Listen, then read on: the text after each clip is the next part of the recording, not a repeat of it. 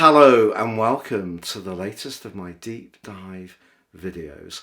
Today I'm going to explore with you the Gemini new moon, which occurs across the 17th or 18th of June at 26 degrees and 43 minutes.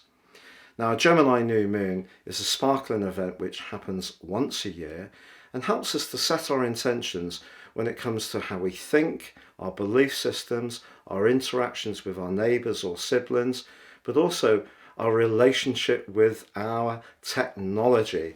And most of us have a very close relationship with our technology. So what can we expect this year? Because the ruler of Gemini, which is Mercury, is actually domiciled in the sign when this event happens this year. But it just so happens that Saturn is in a retrograde and in a square, a tension, abrasive building square with Mercury, but also Neptune, also like Saturn in the sign of Pisces, is squaring up to the Sun and the Moon. So quite complex influences that I need to share with you. If you're new to my channel, it's great to have you with me. I'd be honoured if you would subscribe. Please click or tap on the bell notification symbol. Also, if you have any comments, please do share them. I try to interact with as many as possible. This is very much a community. If you're a returning visitor, thank you for joining me once more. Now, if you'd like to get your free written daily horoscope fired to that device each morning, please see the link beneath this video. I also within this give an overview for that day, which basically focuses on the most dominant planetary influence, but you also get your zodiac sign forecast as well. So across the 17th and the 18th of June, so in Los Angeles it's the 17th, all the other big cities of the world it's the 18th of June, and I'm sharing on the screen now the exact times for you. Now, my charts are based on universal time and Greenwich, but I'm going to explore the solar chart to begin with, where the chart begins at 0 degrees Aries, just like the Western tropical zodiac does, so we can all relate to this in a collective way. And that puts the new moon in house 3, and it puts Saturn and Neptune in houses 12. So we need to get into that. But also then I will explore the event chart based on Placidus, which has the ascendant at 7 degrees in Cancer. Finally, I'm going to go through each of the 12 zodiac signs from Aries through to Pisces, which you can relate to in terms of your sun or your ascendant, to get a flavour of what the following month from the 17th or 18th of June will mean for you. Now, if you would like to ascend above zodiac astrology and get a much greater amount of information to guide your life moves, if you give me 3 pieces of your personal birth data of time, date and place of birth, I can provide for you your life roadmap report. This is given to you at birth, but some of the influences within that are potentially or have been a little bit challenging, but perhaps in a repetitive way. A more intimate understanding of that and those influences can help you to grapple with those, but also you can seize upon your qualities with even greater relish. And within my special package of 30% off, you can get your 12-month personal forecast. These charts are totally unique to you and will give you searing insights for the year ahead. If you don't know your time, I've produced a set of reports based on the sun, my solar charts based on your place of birth and date, are also very insightful. And the same package, 30% off, please see the link below for more. So a new moon is when the moon and the sun, as we see it from planet Earth, are merged together. Now, the sign of Gemini is the 3rd zodiac sign, and it's very much about how we interact with one another. The moon in Gemini can be a little bit detached because the moon's about emotion and nurture and our inner journey. The sun's about our outer presence and, if you like, our soul urges. And in the sign of Gemini, we want to be sociable, we want to mix and mingle, or we want to learn, or we want to share ideas that we've got, or we want to talk about the things we believe in. So it's a very bubbly influence for sure. And it's very much to do with those everyday conversations that we enjoy, the technology that I mentioned before. And if you are someone who likes to get out for lots of short journeys or walks or short bursts of physical exercise, this new moon, on the face of it, would be perfectly priming that activity in the following month. But this particular new moon has some fascinating influences feeding into it. So on the screen now you can see the event chart. So there's the sun and the moon at 26 degrees 43 minutes in house 3, and you can see that Neptune, the planet of dreams, imagination, compassion and healing, is in house 12. But Neptune can also be a very distorting, confusing influence, and when we apply Neptune to the moon, it's rather like the moon card in tarot. You know, it can be rather overwhelming. And also, if we apply Neptune to the sun, rather physically draining. But what can really cause this is our subconscious, the 12th house. So some parts of our nature that we're not integrating. So if we're too caught up in the thinking side of that Gemini energy, especially with it being in the third decan with Uranus in the mix, which is very bright and fresh but restless, we're finding it more difficult to stay in touch with the shadow side of ourselves, or the psychological, emotional or spiritual dimension. We could, over the next month at times, feel really washed out. Another thing that I feel that can happen is that we can be even more sensitive to all the social media that we're just gorging on most days. Now, some people steer really clear and they feel it's better for their soul, and I really can understand why, because it's such a white noise that assails our senses. Sometimes it's difficult to block out some of the more negative information that is shared. So watch out for that. Also, because the 12th house can be the sector of secret enemies, I think when it comes to information, Gemini, the third house, be careful who you share information with over the next 4 weeks, but particularly people you don't know very well or don't really trust or have not got a very good feeling about. And just be aware that trust could be a little bit in short supply. But equally, Mercury, the planet that governs Gemini, is also in the sign, but in a tense square with the planet of limitation, Saturn, which also, like Neptune, is in house 12. So there is the potential to interact with one another in a very bubbly, lively, friendly and upbeat way. You know, a lot of spark and zest can come from Gemini energy. But those two influences, Neptune potentially distorting and draining, Saturn limiting, restrictive against Mercury, that is an aspect that can cause anxiety, and it can also see our nervous systems compromised. So it's going to be important that we don't spread ourselves too thin.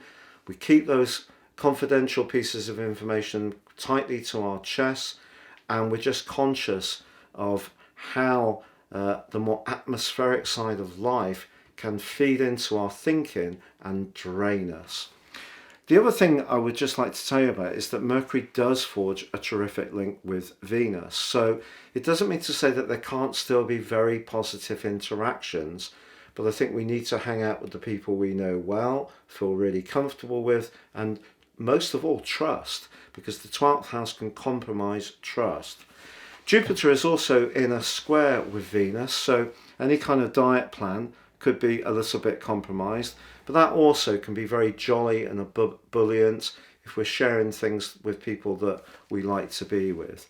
Now, in terms of the event chart Placidus, the ascendant is at 7 degrees Cancer, which obviously is very much to do with feeling, and it is conjunct the part of fortune, which sounds really positive on the surface, but you can see that there's a flip, because it's the sun and also the moon and Mercury that are all in the 12th house, but Neptune and Saturn are in house 10, so that's our worldly obligations. So pressures to do with work, the wider economic cycle, the responsibilities and obligations we all have can feel quite oppressive, I feel, at times. So this may be a good month to try to tune out a little bit from social media, fair weather friends, frivolous interactions, focus on the things, the conversations that are really meaningful, share the thoughts that we really are invested in, look to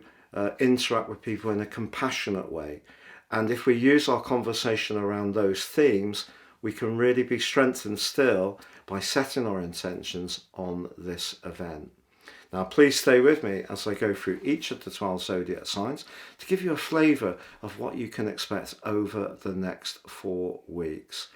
Now, Aries, for you, the sign of Gemini is probably giving you an opportunity to speed things up. But there does seem to be a dichotomy in your situation. Some things, I feel, have really come to an end, particularly over the last few months. It could be relationships, it could be some interests, it could be even a job. But there's new beginnings that are shaping up, and there's a lot to think about and a lot to talk about. But it is important not to let your self-doubt hold you back. Or also, if you're coming to terms with some kind of big change, that's entirely natural that you have to process those things. So if people are trying to sort of draw you into the social world and you're not quite able for it, don't beat yourself up. But if you are someone who has ideas that you want to share or talents that could reach a wider audience, there's little doubt that technology could play a big part in that. But equally, just interacting more in your local community could be very positive too. So Taurus, this event occurs in house 2. Really quite redolent of the energies of your sign, but with Mercury in the mix, that gives you an opportunity to be very dexterous and nimble in terms of how you can think about improving your lot in terms of everyday money, but also in terms of income. But the second house can be about the things we really enjoy and consuming. And it's just with Neptune in a square with the sun and the moon. Neptune can be quite imaginative, but also a little bit unrealistic. Saturn can be very realistic, and that's in that abrasive right angle with Mercury. So I don't think this is the best of times to be investing in any kind of long-term plan that's not really thought through extremely carefully. So do your research, your due diligence very thoroughly. Also, more frivolous items might not fit into your situation at the moment. You may also find out where some friendships or alliances are changing. This has been something that's been evolving since March the 7th, when Saturn moved into your 11th house. But with Saturn now in its retrograde and in a square with Mercury, conversations can be revelatory in this regard. So Gemini, this event occurs for you in house 1, and having Mercury in your sign is terrific in terms of starting a project afresh, re-energizing an ongoing strand, giving yourself some kind of glamorous makeover, just feeling a picking up in traction. Because whilst Mercury was making its way through the sign of Taurus in that very long transit from the 4th of April right through to the 11th of June, I do feel that did take a little bit of the gloss of some of your activities, because it made you perhaps a little more inward and perhaps a bit more caught up in some more personal and private strands. And of course, with Saturn applying to Mercury, Saturn's in your sector of responsibility. So, and with Neptune there applying to the sun and the moon, it could be that you have to deal with someone over the next month who doesn't necessarily want you to recalibrate your approach totally individual to what you want to do. They want you to stick with what suits them. And the classic place that's going to play out is at work, where there's some kind of structure and which may be a bit rigid and isn't so good at flexing. So you're in a part now of the year where this is brilliant to inject any plan with enthusiasm and freshness. But if you're in a situation which doesn't allow for that, that can create resistance, frustration, but also perhaps some politics. So just be conscious of that. If you're someone who's always wanted to go out on your own and be more entrepreneurial, this new moon gives you encouragement, but you're still going to need the support of your customers or perhaps some important players in terms of banking, loans, investment, and so on. So just be aware that you're going to have to deal with those people who hold the levers of power, even if you want to be much more individualistic. So Cancer, this event occurs in a very tender part of your situation, but because of Neptune and Saturn being in house 9, that can be very amplifying. So whatever you're feeling at the moment, particularly if it's to do with past issues or hurts, or you're feeling that you want to just withdraw from people a little bit at the moment, things that you'd normally shrug off can take on a life force of their own. So just be conscious of that. But just be aware that there is going to be the sun moving in to your sign on the 21st of June. We have the summer solstice and the start of Cardinal Quadrant 2, and that's really going to revitalise you. So for the next few days, you just need to give yourself a little bit of reassurance that although this overlay will go on over the next month, there is support coming in for your core vitality in only a few days' time. So Leo, this event for you gives you an opportunity to think about some longer term plans. How are they doing? Are they progressing in quite the way you want? It could be there could be some politics around a group situation which influences the 11th house, our friendships, our network. But also if you are trying to get some kind of longer term scheme together, Saturn in a square with Mercury is really asking you to do the financial planning side of it in a very thorough way indeed. Now, because we're very close to the sun moving into the sign of Cancer, that for you is about reflection, but this year is a year of a difference because you've got Venus and Mars sparkling in your sign quite effervescently. So once the sun moves into your sign on the 23rd of July, that's when you're really going to get blasted off on some of the things that you're figuring out now. So just be aware that there may be some things that you need to put into the mix that you're not necessarily going to see an instant result on. But when it comes to finance and idealism, the two don't mix. So that old maxim of business and pleasure, keep them apart, may be something you would like to keep in mind. So Virgo, this new moon is all about success, goals and ambitions, your professional interactions and your relationship with the wider world. But relationships are going to be very important to any progress. So, you can pitch yourself forwards, but you need to be interacting with key players in order to get the recognition you really require.